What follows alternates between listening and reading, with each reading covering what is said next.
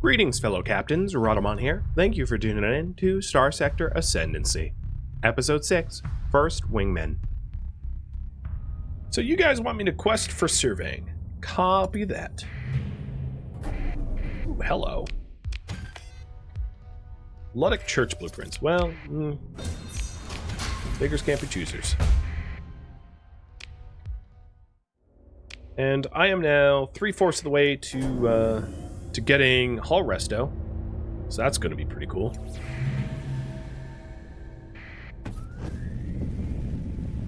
Whoop, that's a fragment.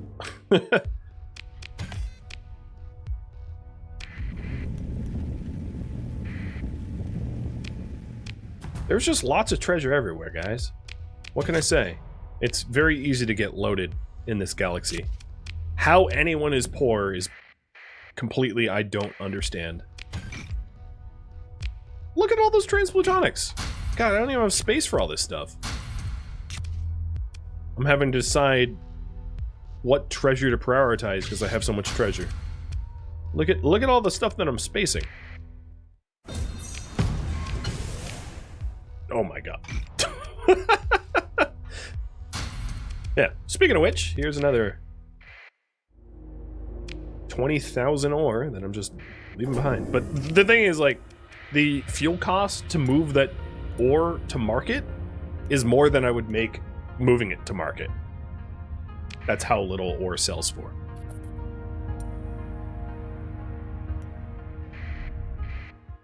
Is Toronto... Did we do it all, or do I need to get back here again? Yeah, there's one more left. Okay, so I'll finish up and then start taking quests for survey. Because we do have monthly fees now that I'm dry docking stuff.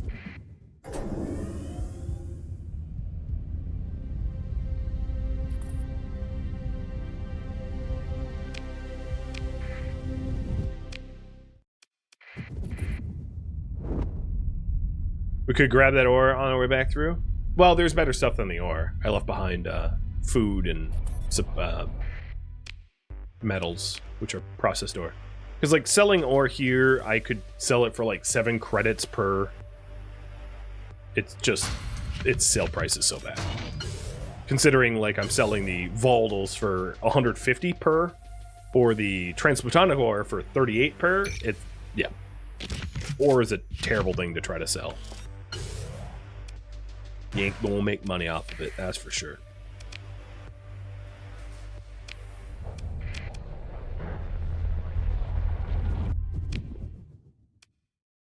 Just believe me, I'm a millionaire. 1.3 million. That's not bad for just being essentially a scrapper.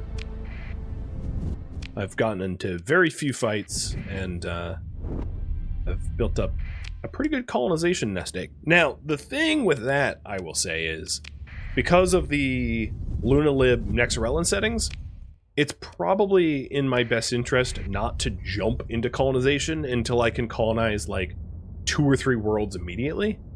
Because as soon as I colonize any of them, I've essentially given the green light to all the other core systems to do the same. So if I'm not ready to capitalize on colonization, I lose out on, you know, it could be very bad, I'll put it that way. Oh, look at that monthly expense. What is that? Just all of the dry docking plus the crew?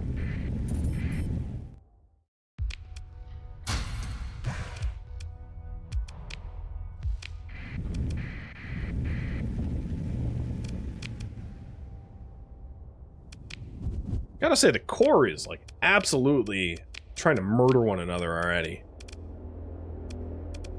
I think Hedge and Church is getting cozy. But apart from that, the info feed is, like, just raid. What do we need, like 5 mil or so? Thereabouts. It really depends on how easy it is to colonize where we're going to colonize. You know, if it has really low hazard rating and is really ideal, I could do a little sooner than later. Also depends on the colony items we get. You know, there's a lot of factors.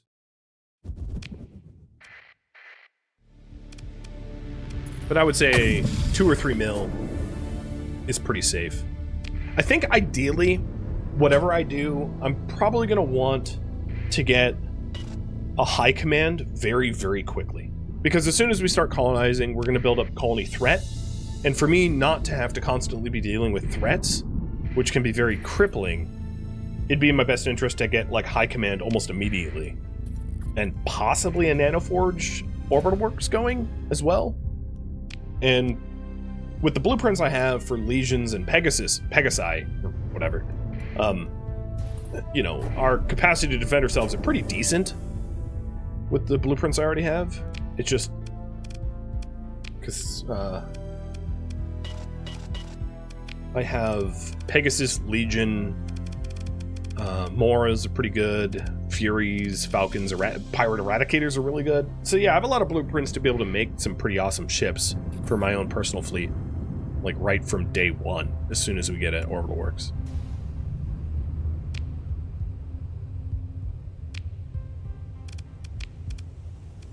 Alright, missions.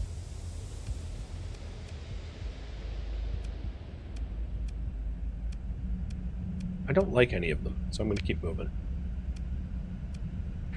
I'm mostly looking for missions that are also going to be paired with high-value salvage spots.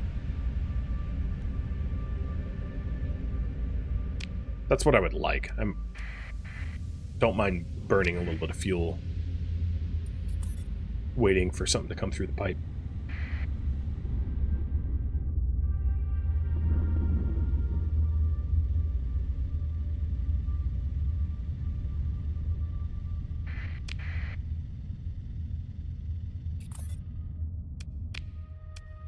Oh, alright. Definitely taking that. Survey a Terran world? Yeah, don't mind if I do.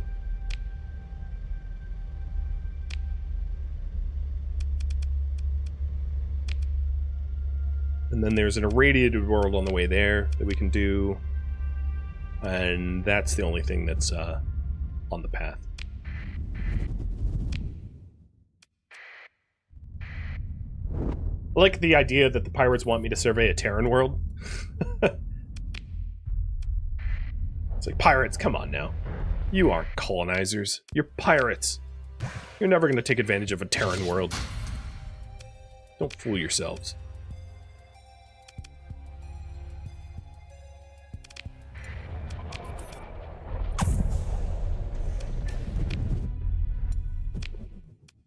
Looks like there isn't a lot of other quests towards the east that I can take at the same time, unfortunately. There's a cluster of them in the south, but that doesn't really help me.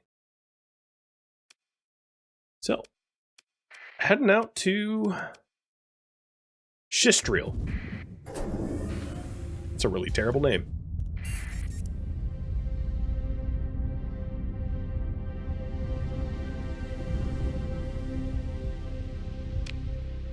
So while we're going on the way out there, I will bunny hop to all the other solar systems, not to necessarily fully survey them, just to pop my head in and see what's going on.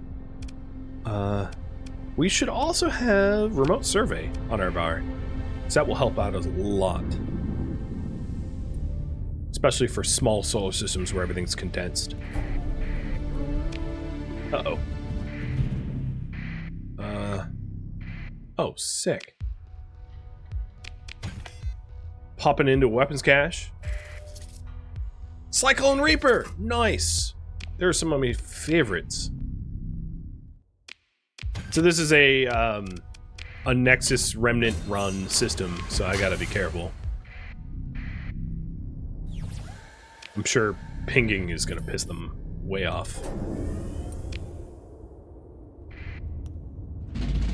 So let's bounce before I get ganked.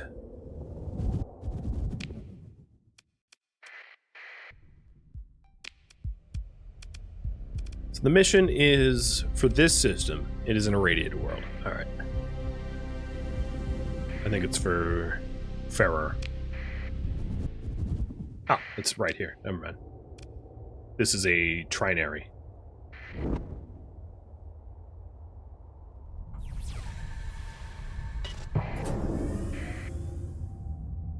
Another thing that's weird is, like, as far as we can understand it, trinary systems are not stable, yet they exist. I suppose if one of the stars of a trinary system is so insignificant in terms of its gravity well, then it's functionally not so much a trinary system, I guess. And therefore it's more or less stable. Because, like, 2 things can orbit one another. 3, not so much.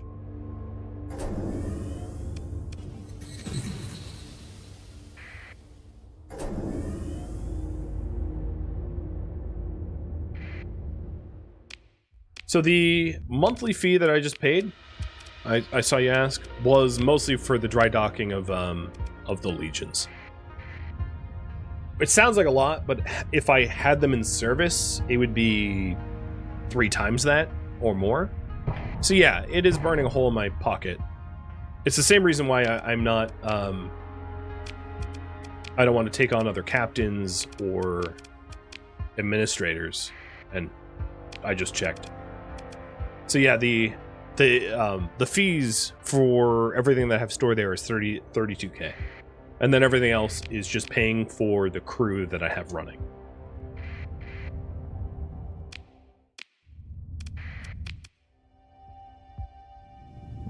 That sound was the remote survey sound.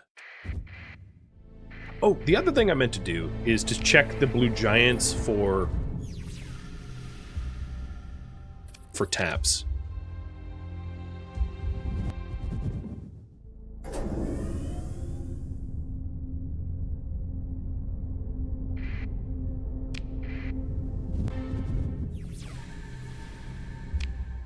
Nope.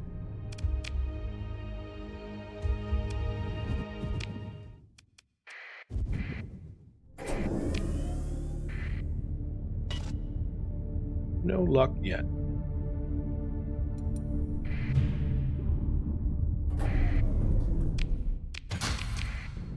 This is a medium morning.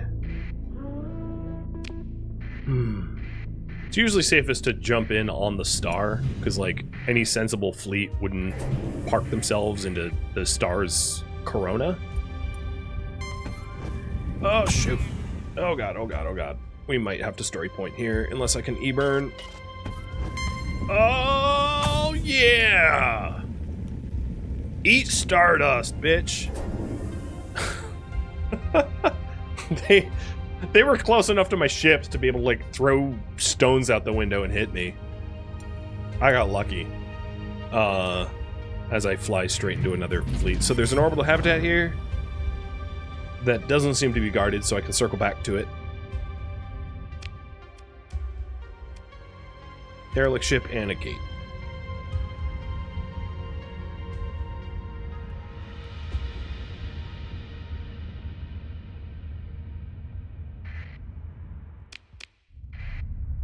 How much longer do I have on that quest, too?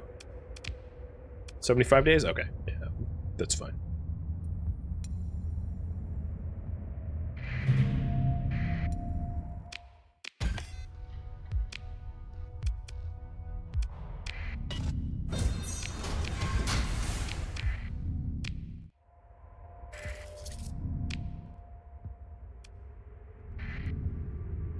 There's also a derelict...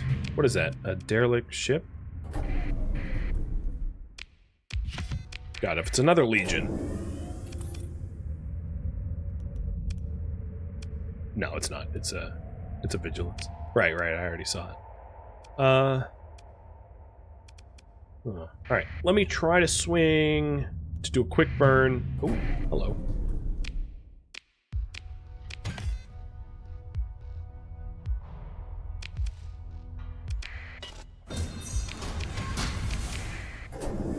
A quick burn past that last orbital habitat. Trying to ditch the remnants. I mean, those remnants that are chasing me closest, I can take on. It's just the other groups were bigger.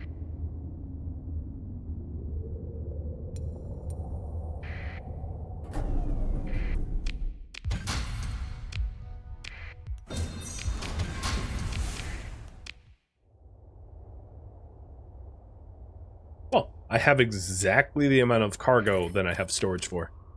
Well, that worked out. So the gate's active. The other planets didn't have any ruins on them. So we can jump out of here.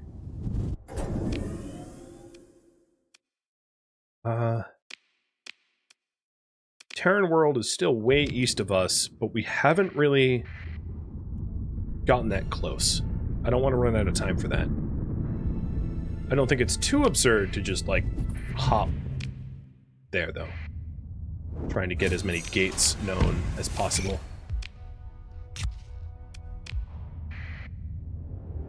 I'll just keep a close eye on the amount of time I have left.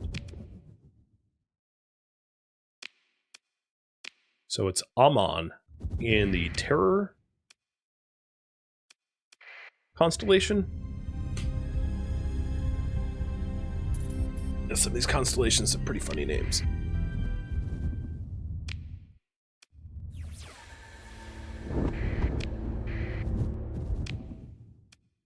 I've already been to Zeta Huelo. I don't need to go there. Beta Huelo is a little out of the way, so I'll just keep heading east.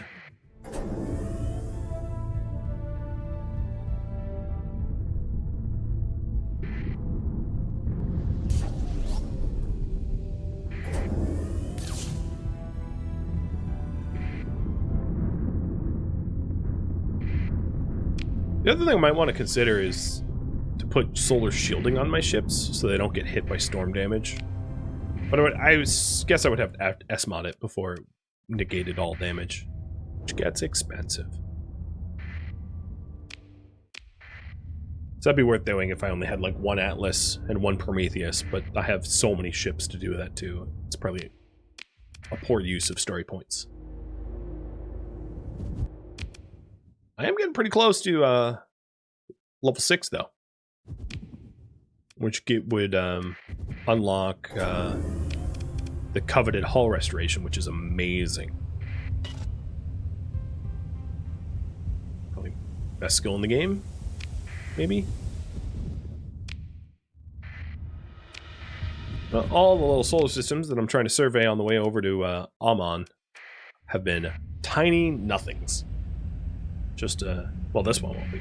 But the others have just been like a star and nothing else.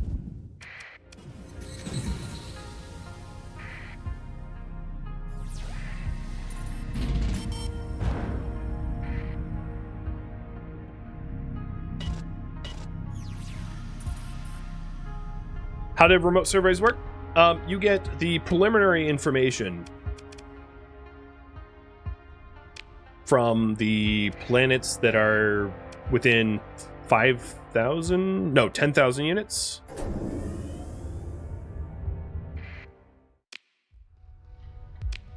So it just gives you the prelim data.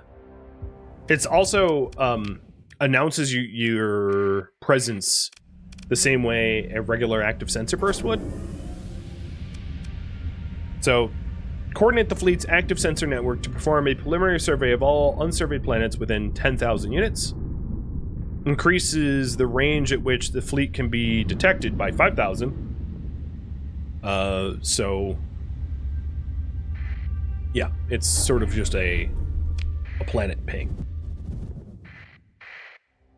So instead of having no information about a planet, so here would be the difference. Like this is a planet with 0 intel.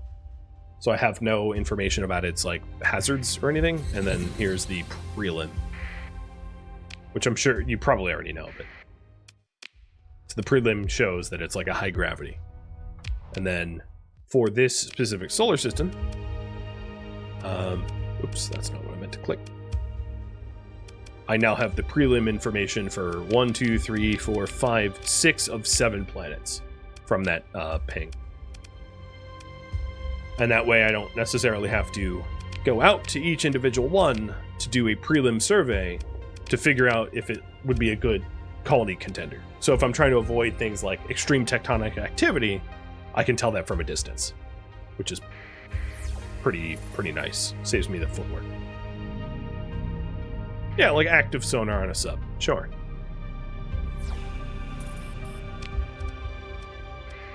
It's a skill that is not, I would say, particularly useful for late game when you're already like colonizing things, because it does require a skill point for makeshift equipment.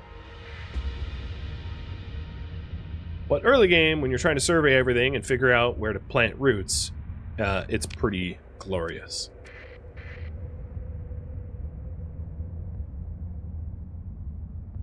The one thing it doesn't tell you, though, well, no, that's not true. It would tell me about ruins, wouldn't it? Next time I see a planet that very obviously has ruins, I'll double check. Ooh, that's a pretty farmable planet. So this is the one that the pirate sent me out to explore. It's tiny, but has very low hazard rating. This solar system actually might not be terrible. No, never mind. I take that back. It doesn't have any hot world or extreme heat worlds that aren't horrible or expensive.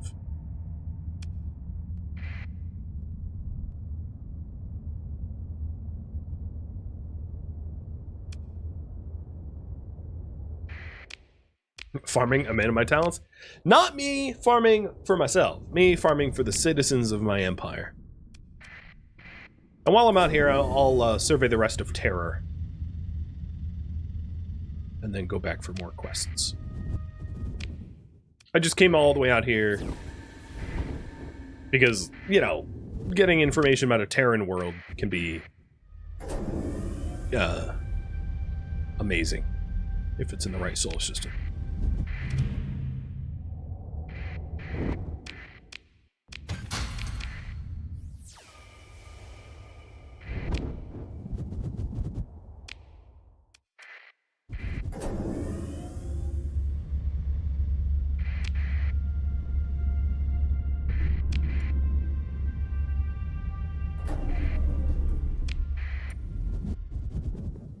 Alright, so here, Agrippy, or whatever, and also CAD, have ruins. So let's see if the active sensor, or remote survey rather, tells me that.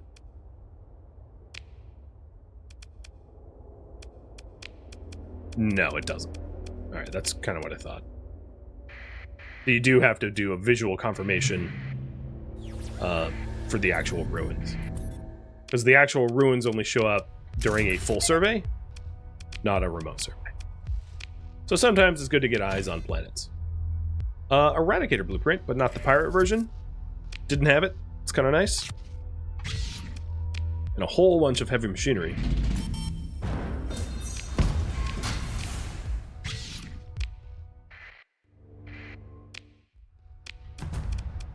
This planet has a lot of modifiers, but it's not great.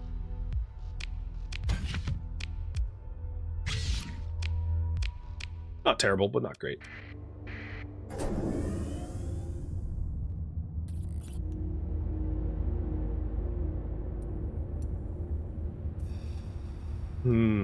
Do I trust you? Probably not, right? Are you a pirate? You have your... Well, I mean, I shouldn't judge you whether you have your transponder off, because I have my transponder off.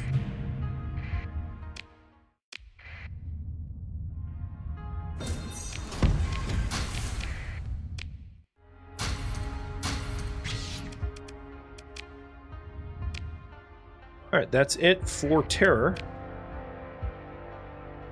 Don't have a ton of time left in the stream, so I think what I'll do to make the most of my time is to head back to Core while surveying another constellation between me and Core.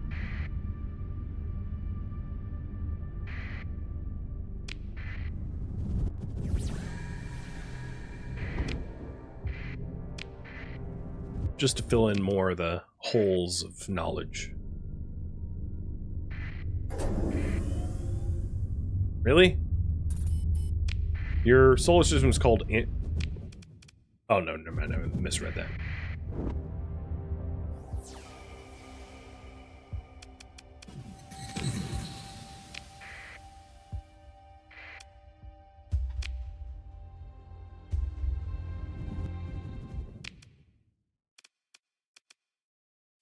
Well, that was the whole solar system. It was a tiny solar system. Oh, no, I missed one. I missed Gamma over yonder.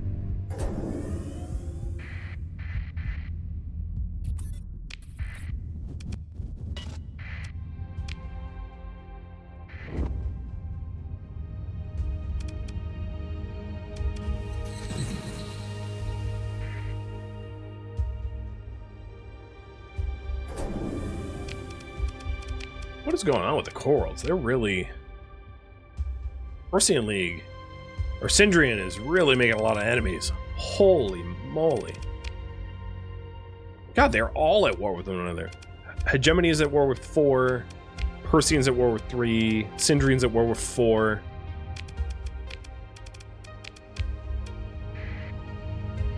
They're prevented from invading one another, so I don't really care if they're at war. Like, it doesn't matter to me so much, because I set up Nexerelin to prevent invasions until I'm colonizing.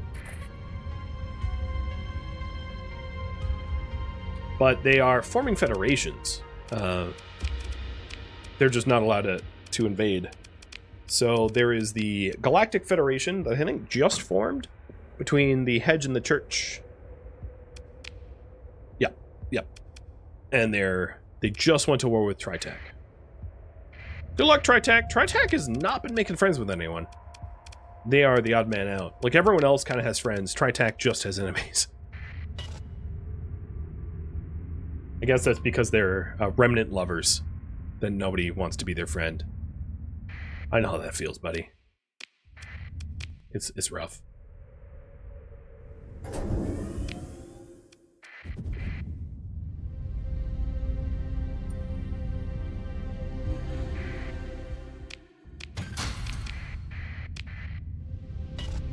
Yeah, distress call. Totally not gonna answer that.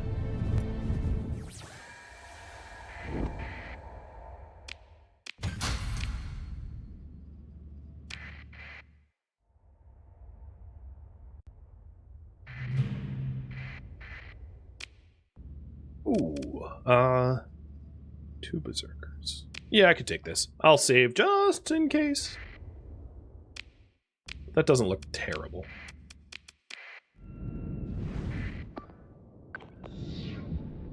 As long as my ships don't go off by themselves.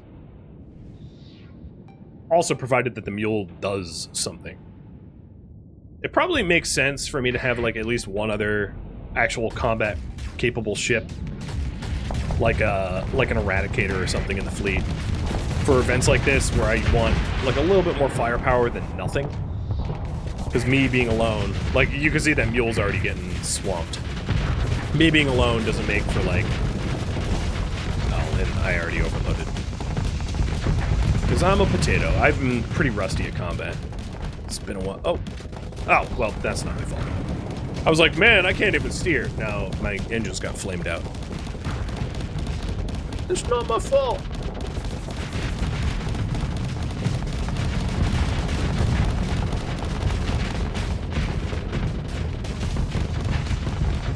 I overloaded twice. Never mind. You know how I said I could take it? I can't. I'm fighting terribly.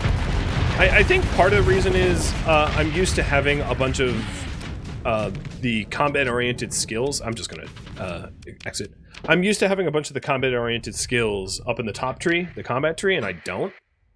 And because of that, I'm like constantly overestimating what the Sunder can handle. Because had I gone through helmsmanship and, you know, impact mitigation and damage control and all those abilities, those fights would be a lot easier, because I would have a Sunder that could actually fight well. But I don't have a Sunder that can fight well, and I keep forgetting that. So it's just, you know, delusions of grandeur, if you will.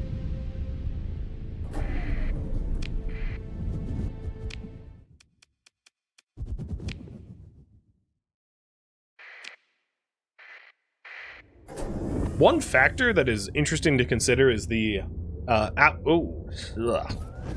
that's nasty. The absolute monstrosity solar systems like this one that are enormous. Like, I don't like colonizing for a very different reason, which is that traveling between from like colony to colony is so labor intensively obnoxious because of the distance between them that they make for really terrible colony targets. I like the hypershunt tap. I'm not gonna complain about that. Retribution blueprint, I don't care. Plasma cannon's awesome though. Retributions are... I've heard of players being able to like use them effectively. Ooh, Valkyrie, I like that. But I can't. They're such potato battleships to me that I like can't use them. Is there any other planets? Yes. This is a weird trinary system. So there's a red giant, which is obviously the heart of the system, and then there's a neutron off in the middle of nowhere, and a white dwarf off in the middle of nowhere.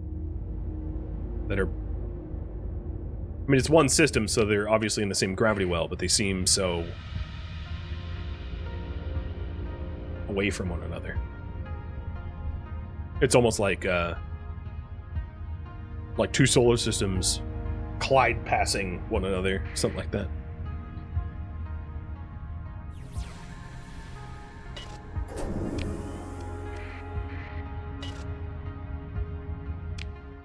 I could check the neutron star for another research station, sure. You're only running out of time, so I'm trying to keep my eye on the clock.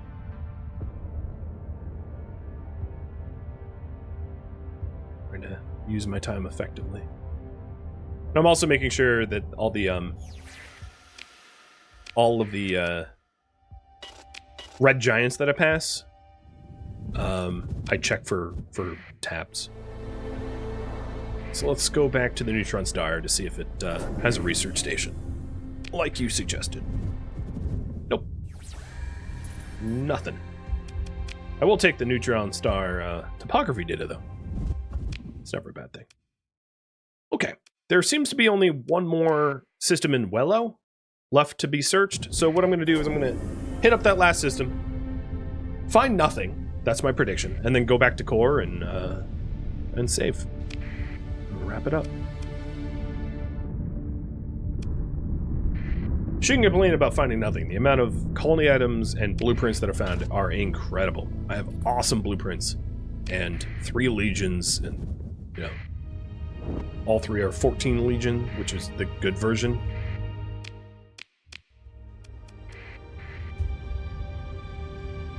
And there's been some potential colony systems. Nothing that I would say is like amazing, but some that have potential, that are fixer-uppers, if you will. Yeah, there's nothing here.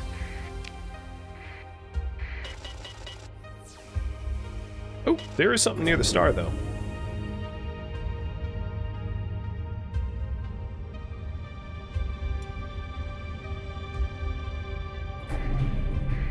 Oh, an old Eradicator. I did mention kind of wanting a backup ship, so I have one now. So before the stream ends, a raffle for this Eradicator.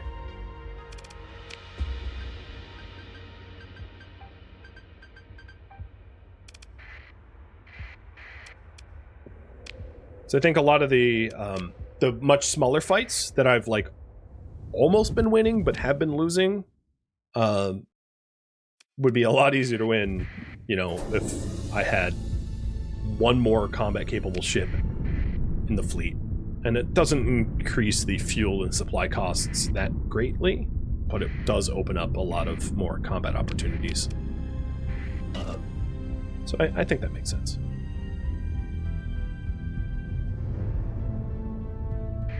You know what I didn't do? I've been scanning all the gates around, and then I'm like moseying back home, not using gates like an idiot. Whatever. I'm committed to being stupid, so I'll go home the slow way. You're playing Starsector 2, but your ships behave like idiots? Nah, they do.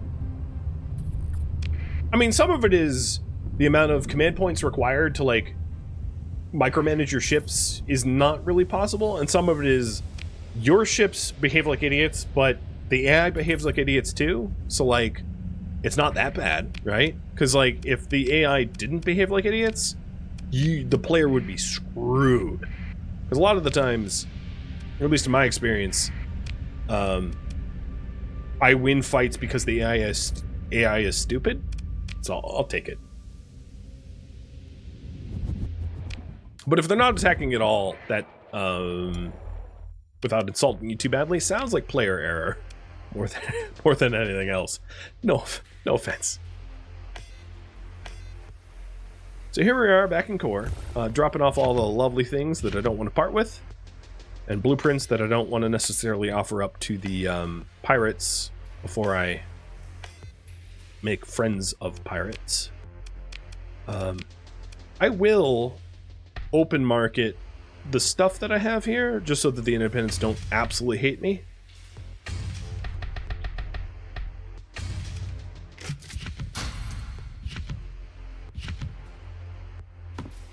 You know what? I'm going to keep the squalls. I like squalls well enough to keep them. Oops, I didn't mean to sell that.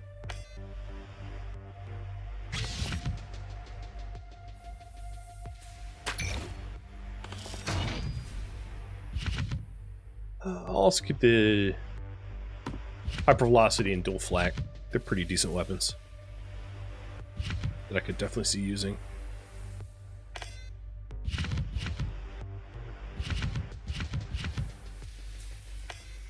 Okay. Paying a lot of tariffs this time around, but, you know, so that I can keep a friend. Think of it that way.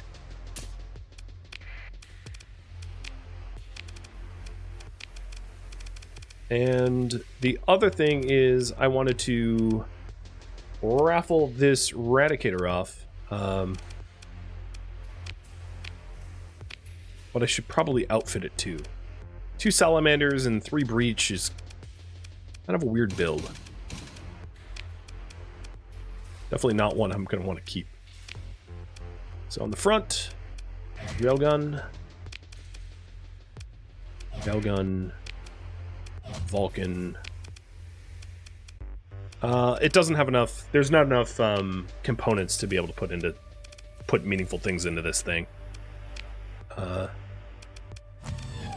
So I'll like build it the best I can, but it's going to be pretty garbage. So I don't want anyone going, "Oh, you outfitted this really stupidly." It's like, yeah, because I don't have access to stuff. Yeah, maybe I'll pop over to one more planet. I doubt it will have good components. I probably need to get to a hedge homeworld. Actually, where is the hedge homeworld? I'll just do that now.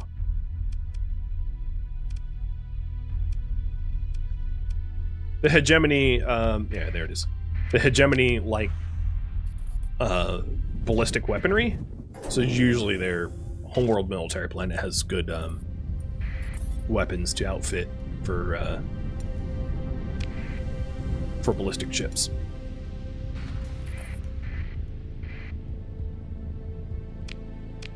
All right, and its name is... Oh, okay, you won too.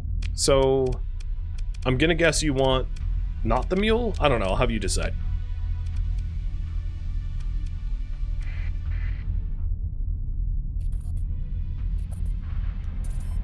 Ooh, Jungle World. I'm also accepting some of the quests that have really interesting targets here, even though I don't intend to do them this stream. Like Jungle Worlds and research stations.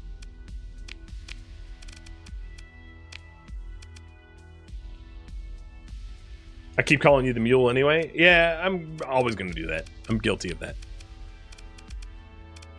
So what do I want this ship to be?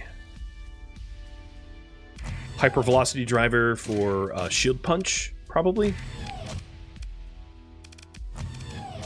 And in the back.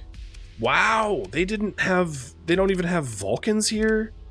Oh, okay. Well, I came all this way and I didn't outfit my ship any better. That's fine.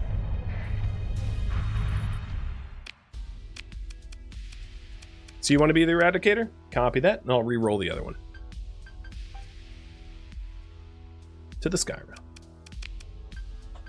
Skyra the Mule. Alright, let's see. Please have some... Nope, still junk. Oh, okay. It's gonna be like that. I thought coming all the way out here, I would have a better, wider array of options for weapons. So this is last chance here. If this little port doesn't have, like, even some Vulcans, I'm gonna give up. And it probably won't. Yeah, it doesn't. Alright, fine. You get some light LMGs, which are bad. So we do have a flak facing sort of front left, so I'll put my Vulcan and light LMGs facing the other way, and then just like a needler or and assault guns. Honestly, it's the worst build I've ever given an Eradicator in the history of me designing ships. But that's... I am not at fault. I don't have access to better stuff.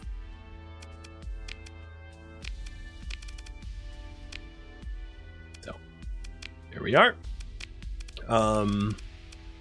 You are mostly a missile ship, so expended missile racks, auxiliary thrusters, and heavy armor to make up for your compromised armor. No, let's actually just give you capacitors and vents. And you're done. So good. I mean, it's a bigger ship than I have, and it's going to be my my Wingman. Well, I like it. And this, friends, is where I am going to leave off. Thank you for tuning in to Starsector Ascendancy, which originally streamed live on Twitch June 20th. If you have any feedback or questions for me, let me know in the comments below. If you would like to catch a live stream of mine, Rhadamant.com has my stream schedule and countdown timers to upcoming streams. If you would like to join my online gaming community on Discord, Rhadamant.com has a link to it, as does the description of this video. Thank you so very much for watching, and a special thank you to my Patreon patrons, Twitch subscribers, and viewers like you that support the channel and made it all the way to the credits. Thank you so very much. I hope to catch you next episode or an upcoming stream. Farewell, my fellow captains.